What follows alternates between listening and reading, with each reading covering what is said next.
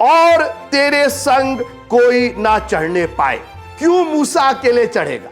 क्यों आपने कहा कि और कोई ना चढ़ने पाए? तुम अकेले आओगे मूसा, कोई नहीं चढ़ेगा। मैं इसी का खुलासा करना चाहता हूं। क्यों क्यों क्यों मूसा अकेले चढ़ेगा? कौन सी एलिजिबिलिटी है उसकी कि वो अकेले सिनै पर्वत पर और उसकी चोटी पर चढ़ेगा? जय मसीह की। इस सोशल मीडिया के समय में मित्रों, हमें इतनी चीजें, इतनी जानकारियां मिल रही हैं जो आज के पहले लोगों के पास संभव नहीं थी। या तो लोगों को लाइब्रेरी जाना पड़ता था, या स्कूलों में जाना पड़ता था, या पुस्तकें खरीदनी पड़ती थी, या अगर किसी प्रचारक को सुनना है तो आपको ट्रैवल करके उसकी सभा में, उसके चर्च में जाना पड़ता था। आज तो उसकी जरूरत ही खत्म हो गई। आज वो सारी चीजें बीत गई। आज तो आपने 4 इंच का मोबाइल लिया और दुनिया के प्रचारक, दुनिया के प्रचार आपके सामने मौजूद है। और आज के परिप्रेक्ष्य में यह बहुत इंपॉर्टेंट है कि आज का आप संदेश सुने, क्योंकि अगर आपने आज का यह संदेश नहीं सुना तो आप एक ऐसी मुसीबत में फंस जाएंगे जिसके लिए आप तैयार नहीं हैं। गलती आपकी भी नहीं होगी, लेकिन आप फंस तो जाएंगे ही। आप उस चौड़े मार्ग पर चले जाएंगे जो विनाश को पहुंचाता है। और इसलिए बड़े एकाग्र होकर के जब परमेश्वर ने मूसा को पुकारा तो बोला, अपने पांव की पहले जूती उतारो। तुम पहले तुम दुनिया का जो पाल रखे हो, दुनिया के जो चिंताएं और दुनिया के जो जिम्मेदारियां बेमतलब का तुमने ले रखी, पहले उससे निवृत्त हो। तुम अपने पांव की जूती उतारो। मेरे से बात करना है तो पूरी एकाग्रता के साथ, पूरी तन्मयता के साथ। यह नहीं कि सब्जी भी पक रही है और कुकर भी चल रहा है और बच्चे भी चिल्ला रहे हैं। नहीं, जब सुनना है तो कायदे से। मरियम उसके चरणों पर बैठी हुई थी, इतने करीब थी कि बाकी कोई आवाज सुनाई नहीं दे रही थी। और मैं यही चाहूंगा कि आज का यह संदेश आप मिस मत कीजिए, क्योंकि मैं शुरू कर रहा हूं मत्ती की इंजील उसके 24वें अध्याय से।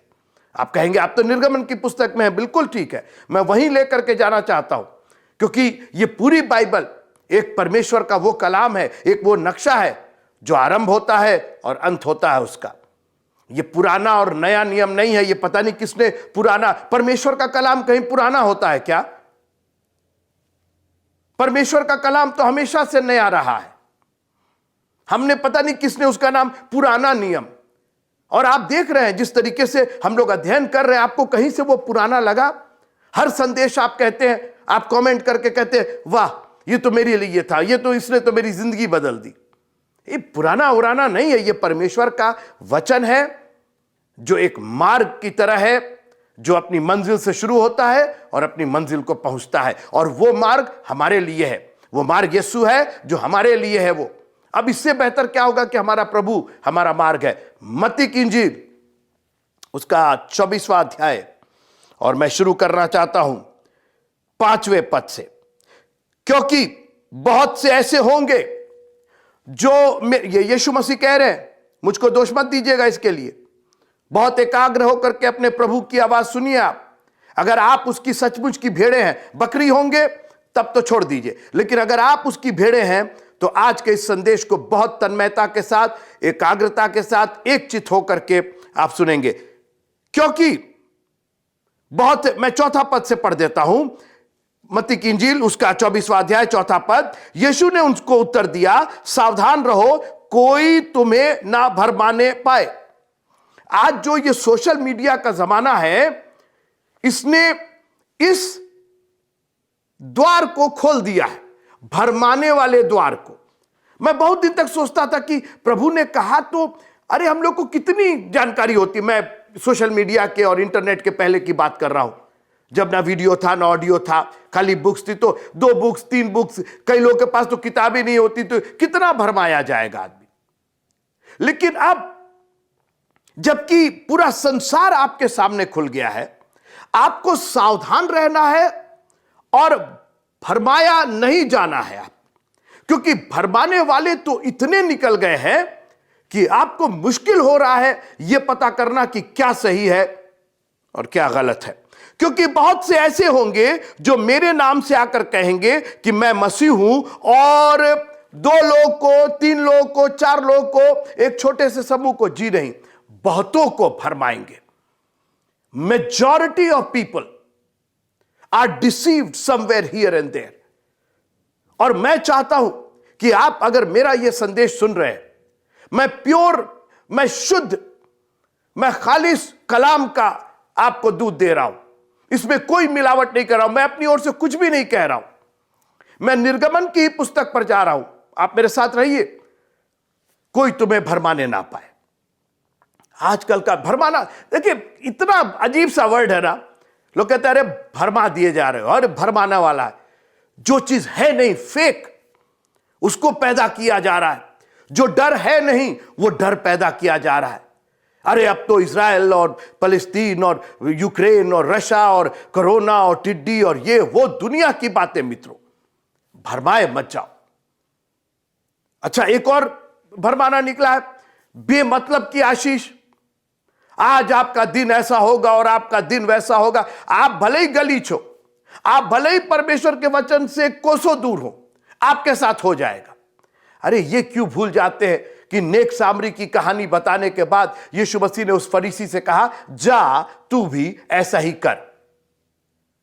ये कहानी सुन करके भरम मत जाओ कि अरे वाह, उसके साथ हुआ मेरे साथ भी हो जाएगा। जा तू भी ऐसा ही कर। दवाई खाएंगे नहीं, अच्छे होने का सबको शौक है। अपनी देखभाल करेंगे नहीं, परमेश्वर के कलाम से सावधान रहेंगे नहीं, और फिर कहेंगे कि हम भरमा दिए गए।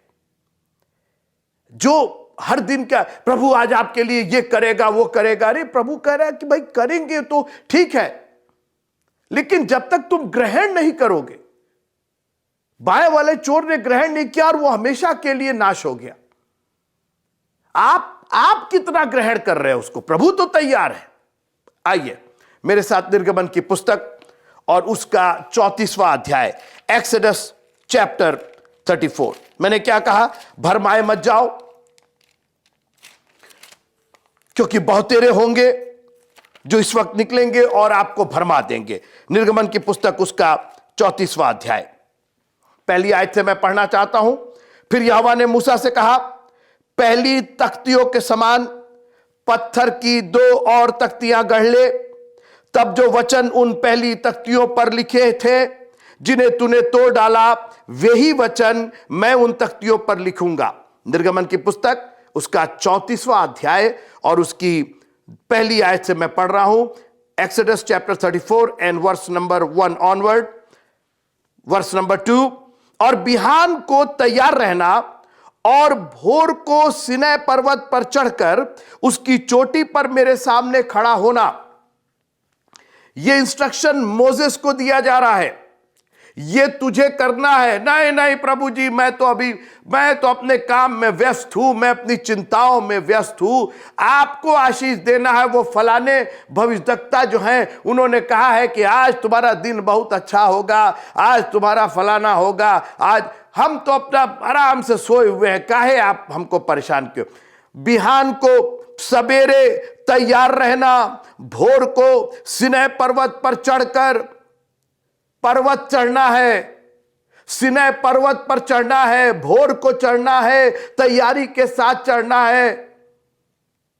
नहीं, हम ये सब नहीं करेंगे। हमको आप वचन दे दीजिए, वहीं से टपका दीजिए, वो वहीं से कमांडमेंट दे दीजिए। मित्रों, उस कमांडमेंट को लेने के लिए मूसा को तैयार होना पड़ा, भोर को उठना पड़ा,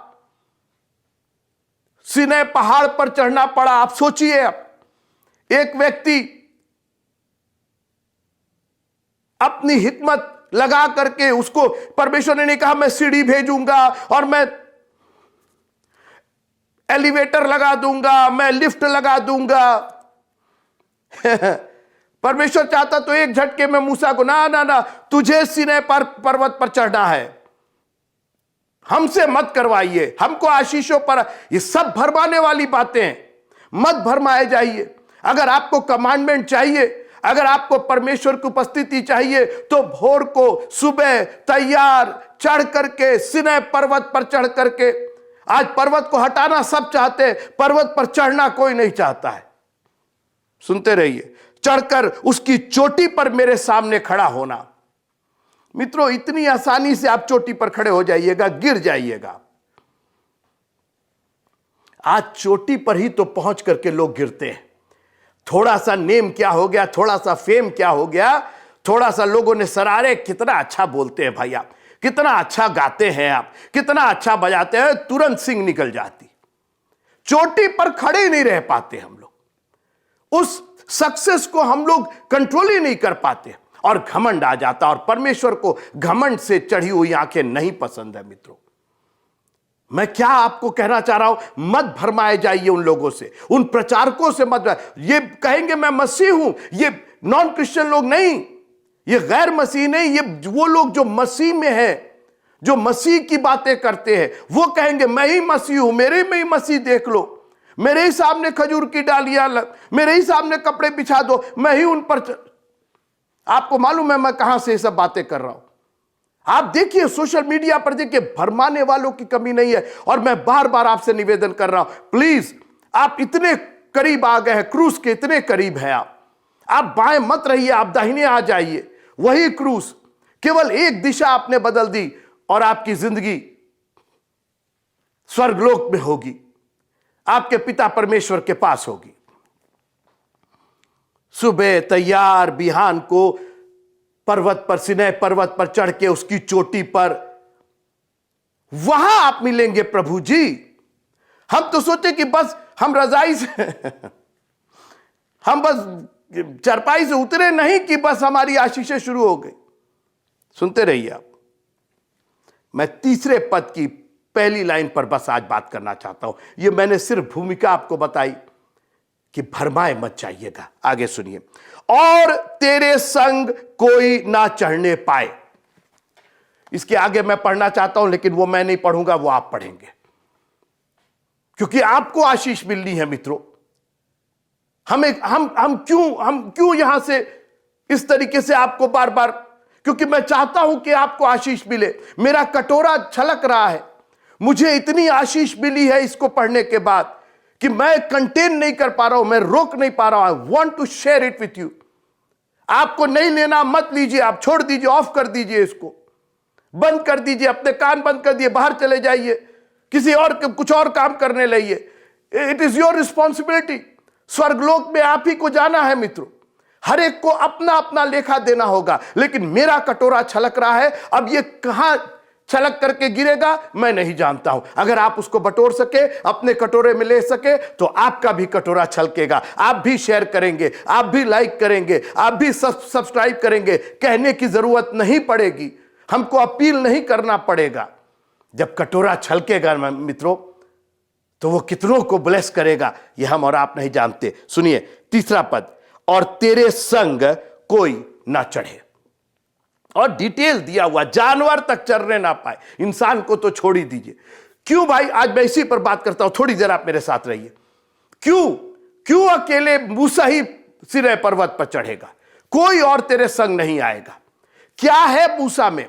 क्योंकि मूसा ने क्वालिफाई किया है, अपने आप को उस योग्य बनाया है, परमेश्वर के पर्वत पर चढ़ने के योग्य बनाया है, उसके तंबू में निवास करने के योग्य अपने आप को बनाया है। और इसका खुलासा भजन संहिता और उसके 15वें अध्याय में, भजन संहिता, मैं बस थोड़ी देर आपको अपने साथ जोड़े रखना चाहता हूं। आगे आप अपनी स्टडी कीजिएगा और आशीषें पाइएगा। भजन संहिता और उसका 15वां अध्याय, यहां देखिए क्या लिखा है। हे परमेश्वर, तेरे तंबू में कौन रहेगा? क्यों मूसा अकेले चढ़ेगा? क्यों आपने कहा कि और कोई ना चढ़ने पाए? यहां तक कि जानवर भी उस पहाड़ के चारों ओर, वो पवित्र है मित्रों, वो कॉम्प्रोमाइज नहीं करेगा। अच्छा कोई बात नहीं, तुम भी आ जाओ, तुम भी आ जाओ, तुम भी आ, जी नहीं, इधर यू आर इन और यू आर आउट। जब नूह का जहाज बनाया तो उसकी जब खिड़की बंद हुई मित्रों, तो ऐसा नहीं था कि कुछ लोग को बाहर चढ़ा दिया, बोला यहीं पर तुम रहना, यहीं पर, अंदर नहीं जा पा रहे हो, यहीं रहना। मित्रों, या तो आप परमेश्वर के राज्य में है और या राज्य के बाहर है। या तो आप चर्च आ रहे हैं तो पूरी दिलेरी के साथ, पूरी लग्नता के साथ, पूरे लगन के साथ आप आ रहे हैं, वरना आप बाहर हैं। ये कॉम्प्रोमाइज नहीं चलेगा। आप संसार और मनुष्य और परमेश्वर दोनों को खुश नहीं कर सकते और दोनों की सेवा नहीं कर सकते हैं। You want to go in full time ministry, go for it. परमेश्वर आपके साथ है, परमेश्वर आपकी मदद करेगा। वो ऐसा चरवाहा है जो आपको किसी बात की कमी घटी नहीं होने देगा। तुम अकेले आओगे मूसा, कोई नहीं चढ़ेगा। मैं इसी का खुलासा करना चाहता हूं। क्यों क्यों क्यों मूसा अकेले चढ़ेगा? क्या किया उसने? क्या योग्यता है? क्या उसकी क्या योग्यता, कौन सी एलिजिबिलिटी है उसकी कि वो अकेले सिनै पर्वत पर और उसकी चोटी पर चढ़ेगा? भजन संहिता उसका 15वां अध्याय इसका जवाब देता है। हे परमेश्वर, तेरे तंबू में कौन रहेगा? तेरे पवित्र पर्वत पर कौन बसने पाएगा? वही प्रश्न दाऊद ने अपने भजन को लिखने के पहले प्रश्न लगा दिया, जो हमारा और आपका प्रश्न। और ये प्रश्न इस तरीके से नहीं पूछा कौन रहेगा कौन रहेगा। आगे उसका जवाब पवित्र आत्मा की सामर्थ ने जब दाऊद को जकड़ लिया, उसके बाद जो दाऊद की लेखनी उठी, तो उसके बाद तो लिखता वो चला गया कि कौन रहेगा तेरे पर्वत पर, कौन तेरे तंबू में निवास करेगा। आइए 11 बातें जो आपको योग्य बनाती हैं उस सिनै पर्वत पर चढ़ने की। मूसा ने उस योग्यता को पूरा किया। आज आप अपने हृदय को देख लीजिए, अपनी जीवनी को देख लीजिए। नंबर 1, वो जो खराई से चलता है। आपकी चाल ध्यान से देखो, कैसी चाल चलते हो। वक्त की कमी की वजह से मैं एक एक बात पर बहुत ज्यादा एम्फेसिस नहीं कर पाऊंगा, बहुत ज्यादा उसका खुलासा नहीं कर पाऊंगा। कभी मौका मिलेगा तो इस पर बात करेंगे। लेकिन मैं आपको उत्सुकता देना चाहता हूं, आपको एक्साइट करना चाहता हूं, आपको आशा देना चाहता हूं कि हमारे पास आशा है उस पर्वत पर चढ़ने की, वो जो खराई से चलता है। और खराई से वो चलता है जो परमेश्वर के वचन पर चलता है, जो उसके मार्ग में चलता है और धर्म के काम करता है। यह वास्तव में धर्म नहीं, धार्मिकता के काम है, जो पवित्रता के काम करता है। हमारा प्रभु पवित्र है मित्रों, और वो नहीं चाहता कि उसके आंगन में कोई भी पापी प्रवेश करे। आपको प्रभु के लहू से धुलना पड़ेगा। हमारी धार्मिकता नहीं, यीशु मसीह की धार्मिकता। ये चीजें आपको उस पर्वत पर चढ़ने के लिए योग्य बनाती हैं। मूसा क्यों अकेले बुलाया गया? क्योंकि उसने ये सब योग्यताएं पूरी की थी। वो खराई से चलता था, वो धार्मिकता के काम करता था और हृदय से सच बोलता था। याद रखिएगा मित्रों, आपका परमेश्वर, आपका प्रभु आपके हृदय को जांचता है। तो अगर सच बोलना है तो हृदय से बोलिए, होठ से मत बोलिए, अपनी जबान से सिर्फ मत बोलिए, क्योंकि जबान का वो कोई मतलब नहीं है, वो जीरो है उसके सामने। वो हृदय को बोलता कि हृदय में देखो वहां पर क्या है, वहां वो सच बोल रहा है कि वहां वो झूठ बोल रहा है। हाँ, कई बार झूठ को हम लोग जबान पर लाते लाते सच के रूप में परोस देते हैं। इसीलिए कहा हृदय से बोलो, क्योंकि परमेश्वर की दृष्टि मनुष्य के हृदय पर लगी रहती है। आगे सुनिए, अपनी जीभ से निंदा नहीं करता। हम कौन होते हैं किसी की निंदा करने वाले? हम कौन होते हैं अपने भाई की आंख का तिनका देखने, जब खुद अपनी आंख में लट्ठा पड़ा हुआ है? हमारे में इतनी बुराइयां हैं। कहते हैं ना कि आप किसी की ओर एक उंगली दिखाते हैं तो 3 उंगली 4 उंगली अंगूठे के साथ वो आप ही की तरफ इशारा करती है कि पहले अपने को देखो। तुम्हारे में तो उससे ज्यादा बुराइयां हैं, तुम कौन सा बहुत बड़े। ये नम्रता और दीनता के साथ, अगर तेरे मन में कुछ है, जब तू वेदी पर भेंट लेकर के आए, जब भेंटें लेकर के आए, तो तेरे मन में तेरे भाई के प्रति कुछ हो तो अपनी भेंट को वहीं छोड़ दे और जाके अपने भाई से मेल मिलाप कर। अपने मित्र की बुराई नहीं करता। वाह, मित्र बना करके और फिर बुराई, यह तो धोखा हुआ मित्रों। ये तो एक तरीके से आप एक गुनाह कर रहे हैं। वो बेखटके आपके साथ रह रहा है, वो आपको अपना मित्र जान रहा है, और ये मित्र और कोई नहीं, हमारा यीशु मसीह है। यीशु कैसा दोस्त प्यारा, दुख तकलीफ उठाने को। हमारी और आपकी हिम्मत कि हम चर्च ना आए, हम परमेश्वर का कलाम, आपका मित्र आपसे बात किए जा रहा, अरे भाई कैसे हो, क्या हालचाल है। सुबह उठते साथ वो पूछा, उसने आपको सांसें दी, आपकी पलकों को खोला, आपकी आंखों में रोशनी दी, आपके दिमाग की हर तरंग को, हर एक करंट को कंट्रोल किया कि आपको मिर्गी ना आ जाए, आपके मुंह से झाग और फेन ना निकलने पाए। मालूम है आपको, करोड़ों अरबों करंट की वाहनियां हमारे दिमाग में, एक भी मिली सेकेंड से भी इधर उधर हो जाए तो जमीन पर तड़पते हुए हम मुंह से गाज निकालने लगेंगे। मगर हर सुबह आप जब उठिए, ओ प्रभु तेरा धन्यवाद हो, और आप उससे बात नहीं करते, आप दुआ करने में हड़बड़ दड़बड़ करते। वो 24 घंटा आपसे बात करता है, अपने मित्र की बुराई नहीं करता और अपने पड़ोसी की निंदा नहीं सुनता। कौन है हमारा पड़ोसी? यीशु मसीह के पास आया था एक शास्त्री परखने के लिए, और उसने पूछा हमारा पड़ोसी कौन है, और यीशु मसीह ने डिटेल दे दिया, अपने पड़ोसी से अपने समान प्रेम रख। पूरी कहानी बता डाली, एक पूरा दृष्टांत, नेक सामरी का दृष्टांत बता रखा, और कहा जा तू भी ऐसा ही कर। अपने मित्र की बुराई नहीं और अपने पड़ोसी की निंदा नहीं सुनता। नहीं, हम तो कुछ बोले नहीं भैया, हम तो वहीं खड़े थे और वही लोग बोल रहे थे और आप सुन रहे थे। वाह क्या बात है। क्योंकि विश्वास सुनने से, मसीह का कलाम तो था नहीं, तो आपने जो सुना उससे विश्वास कम और विश्वास ज्यादा, भय ज्यादा पैदा हो गया, और आप घूम घूम करके बतकही करने लगे। कहां से आप योग्य बनेंगे? सबको उस पर्वत पर चढ़ने का बहुत मन है, बहुत शौक है, बगैर योग्यता के आप उस पर्वत पर नहीं चढ़ेंगे। कोई तेरे साथ ना चढ़ने पाए, पशु पक्षी भी नहीं आएंगे। आगे सुनिए, जिसकी दृष्टि में निकम्मा मनुष्य तुच्छ है।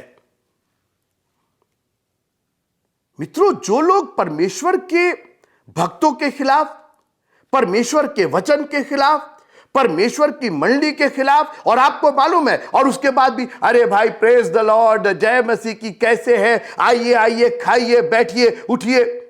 निकम्मा मनुष्य तुच्छ है। नो सर प्लीज, मुझको आपसे बात नहीं करनी है। क्या ही धन्य वो पुरुष जो दुष्टों की युक्ति पर नहीं चलता। दुष्ट युक्ति करते रहे, मैं नहीं चलूंगा, ना मुझको आपके साथ चलना है, मेरा कोई संबंध नहीं है। अरे वो जान पहचान के है, वो ठीक नहीं है, वो चर्च के खिलाफत करते हैं, परमेश्वर के वचन के खिलाफ, लेकिन कोई बात नहीं। आप क्वालिफाई नहीं कर रहे हैं उस पर्वत पर चढ़ने के, परमेश्वर के तंबू में बसने के लायक है ही नहीं। मैं भरमाना नहीं चाहता हूं, मैं परमेश्वर के कलाम से खरी और सीधी बात कर रहा हूं। मैं अपने को भी, ये दो धारी तलवार है मित्रों। हम आपको भरमाते कह रहे आप जो दिल में आए वो करिए, वो प्रभु तो आपको ले जाए। जी नहीं, आपको ये क्वालिफाई करना पड़ेगा, योग्य बनना पड़ेगा, कोई और नहीं आएगा। लाखों लाख इस्राएली वहां तराई में पड़े हुए थे, कोई नहीं आएगा। मूसा तुम अकेले आओगे, क्योंकि तुमने उस योग्यता को पूरा किया है। यह जिसकी दृष्टि में निकम्मा मनुष्य तुच्छ है, यहोवा के डरवैयों का आदर करता है। लिखा पहुनाई करना मत भूलना। किसकी पहुनाई? आज अन्य जाति आ जाते हैं, हम लोग पूरा घर भर खोल देते। कोई प्रीचर आता है तो एक गिलास पानी और एक कप चाय के लिए हम लोग उसको मोहताज कर देते। अगर यहोवा के डरवैये है तो उनका पूरा आदर होना चाहिए, दुगना आदर होना चाहिए। जो शपथ खाकर बदलता नहीं, चाहे हानि उठानी पड़ी। अरे हम चर्च में हुआ मित्रों, अभी मैं सुनिए मेरी बात, मैं अपने चर्च की बात कर रहा हूं, मैं बिल्कुल नाम नहीं लूंगा। एक भाई थे और प्रभु ने उनको आशीष दे दी। उन्होंने मेरे पास आके कहा कि बिशप साहब आप घबराइए नहीं, अगले संडे मैं इतना ला करके, और अच्छा बड़ा अमाउंट था, और उन्होंने कहा कि मैं ला करके दे दूंगा। और भैया उसके बाद तो उनका पता ही नहीं चला। और एक ऐसी मुसीबत में अभी वो फंसे हैं। रोज मेरे को व्हाट्सएप करते हैं कि मैं ऐसी मुसीबत में फंस गया हूं कि मेरे जान के लाले हो गए। पुलिस खोज रही है, लोग खोज रहे हैं, क्या कर रहे हैं, क्या कर रहे हैं। आप शपथ खा रहे हैं प्रभु के सामने। आप किसको झूठा बना रहे हैं? आप चर्च को नहीं दे रहे हैं, आप प्रभु को दे रहे हैं, मेरे को थोड़ी दे रहे हैं। मैं आपका क्या करूंगा पैसा लेकर के? मैं आपका धन लेकर के क्या करूंगा? आप जो भी कर रहे हैं वो प्रभु को दे रहे हैं। और जो शपथ आपने खाई है कि प्रभु ये हो जाएगा तो हम ये देंगे, मन्नत को पूरा करने में कभी पीछे मत हटिएगा। भले ही आप सोचे अरे भाई बच्चे की फीस दे लेते, अरे आप घर में कुछ ये ले आते। अगर आपने शपथ खाई है, प्रभु से आपने वादा किया है, प्रभु अपने वादे को तोड़ दे तब? उसने तो हर एक वादा निभाया है, अपनी जान दे करके निभाया है। अपने हाथों में कील, पैरों में कील, पीठ पर कोड़े, सूली की मौत सहा है वो। हानि सोचा कोई बात नहीं, मेरी जान की हानि होगी, जो शपथ मैंने खाया है उसको मैं नहीं तोड़ सकता। मैं इनको अपना खून से खरीदूंगा, ये मेरे हैं। और आप थोड़ा सा कट जाए, थोड़ा सा पिन चुभ जाए, थोड़ी सी सुई धागा। सुबह संडे आते समय एक सज्जन थे, कहे कि असल में हम आ नहीं पाए, वो बटन लगा रहे थे, वो हाथ में सुई चुभ गई। वाह, सुई चुभ गई और आप संडे चर्च ही छोड़ दिए। उसने हमारे लिए कांटों का ताज सहा मित्रों, और यहां एक सुई चुभ गई तो हम चर्च छोड़ दिए। और कई बार ऐसी बेमतलब और बकवास चीजों के लिए, जिसको आप भी कुछ दिन के बाद सोचेंगे तो आप कहेंगे कि क्या किया मैंने। वो दोबारा वो संडे नहीं आएगा, दोबारा वो मौका नहीं आएगा, दोबारा वो ऑल्टर पर वो पानी जो हिलाया जा रहा है, कौन जाएगा उसके अंदर? आप तो कहीं और बिजी, आप तो सुई का जो चुभा है उसी को लेकर परेशान है। आगे सुनिए, जो शपथ खाकर बदलता नहीं, चाहे हानि उठानी पड़े। रुपया ब्याज पर नहीं देता। ओरिजिनली ये लिखा हुआ है, जो घूस नहीं लेता। और आपको याद होगा, जकई नाम का एक व्यक्ति था, उस दुगना तिगना घूस ब्याज सब कुछ, और ये सब मिला करके एक बात, रुपए का लोभ। रुपए का लोभ सब बुराइयों की जड़ है। रुपया नहीं, रुपया चाहिए, पर यीशु मसीह ने भी कहा, जो कैसर का कैसर को दो, जो परमेश्वर का परमेश्वर का। रुपया तो चाहिए, मगर उसका लोभ नहीं चाहिए। और कई लोग लोभ के चक्कर में क्या से क्या कर बैठे। उसको दुगना कर दे, तिगुना कर दे, ये आप क्वालिफाई नहीं कर रहे। उस पर्वत पर चढ़ने के योग्य नहीं है आप। मैं आपको भरमाना नहीं चाहता हूं, मैं नहीं कहता हूं हाँ हाँ ठीक है आप खूब करिए, खूब जो भी आपको दिल में है, जितना रुपया घूस लेना है, जितना आपको ब्याज देना है, आप सब सब करिए, कोई बात नहीं। परमेश्वर अपने पर्वत पर चढ़ देगा, कतई नहीं। कौन तेरे तंबू में निवास करेगा? कौन तेरे पर्वत पर रहेगा? यह है उसकी योग्यताएं, अहर्ताएं ये है। आगे सुनिए, निर्दोष की हानि के लिए घूस नहीं लेता। एक जन ने लिया था मित्रों, और आज तक वो थू थू के ही लायक है, और वो था यहूदा इस्करियोती। एक निर्दोष के लिए उसने घूस ले लिया था। क्या दोगे? वो गया शास्त्री फरीसियों के पास, बोला कितना दोगे, क्या दोगे? उन्होंने कहा 30 चांदी के सिक्के, और तौल करके उसको दे दिए। और उसने एक निर्दोष की हानि के लिए, मैं नहीं जानता हूं कि हम और आप कितनी बार वो आज भी निर्दोष है, आपका प्रभु आज भी निर्दोष है, लेकिन हमने घूस लिया है संसार से। ओ आज पिकनिक है, ओ आज शादी में जाना है, कितना घूस ले ले। शैतान ने आपको घूस दे दे करके आपको इल्लीगल तरीके से परमेश्वर से अलग कर दिया है। एक बार जरूर रुक करके सोचिएगा, ये कहीं मैं निर्दोष के लिए घूस तो नहीं ले रहा हूं? मैं अपने प्रभु से बात करने की बजाय मैं अपने मित्र को धोखा तो नहीं दे रहा हूं? लिखा है कि जो मेरा परम मित्र था उसने मेरे ऊपर लात उठाई। मित्रों, मैं आपको नहीं चाहता हूं कि आप भरमाए जाए, आप केवल अपने आप को सराहते रहे, अरे मैं तो ये और मैं तो वो। मैं अपने आप को भी जांचता हूं। ये वचन एक आईना है मित्रों, और आईना झूठ नहीं बोलता है। अगर कालिक लगी है तो आप राजा नहीं महाराजा होंगे। आपके पास करोड़ों अरबों की दौलत होगी, आईना ये नहीं कहेगा कि अरे साहब जाने दीजिए, वो लगा है लेकिन हम दिखाएंगे नहीं, इसलिए कि आप तो बड़े आदमी हैं, आप तो बहुत बड़े। वो कालिक लगी है तो कालिक दिखाएगा। आप खुश नहीं हैं कि परमेश्वर का कलाम वो आईना है। दुनिया की कोई किताब ये आईना नहीं बन सकती है जो हमारे परमेश्वर के कलाम ने बन करके दिखाया है। और आज आपसे मैं यही निवेदन करना चाहता हूं, प्लीज मत भरमाए जाइए। परमेश्वर का कलाम बहुत स्पष्ट है। मेरी मत सुनिए, परमेश्वर के कलाम की तो सुन लीजिए। वो आपके हाथों में है, अभी है। छोड़ दीजिए अंत होगा क्या होगा, किसकी लड़ाई क्या हो रहा है। मुझको अपने आप को क्वालिफाई करना है, मुझको अपने को योग्य बनाना है, ताकि प्रभु कहे तुम आओगे, तुम मेरे पर्वत पर चढ़ोगे, उस चोटी पर आ जाओ, खड़े हो जाओ, मैं तुमको अपना दर्शन दूंगा। प्रभु आप सबको बहुत बहुत आशीष दे और ना भरमाए जाने वाली आशीष दे। जय मसीह।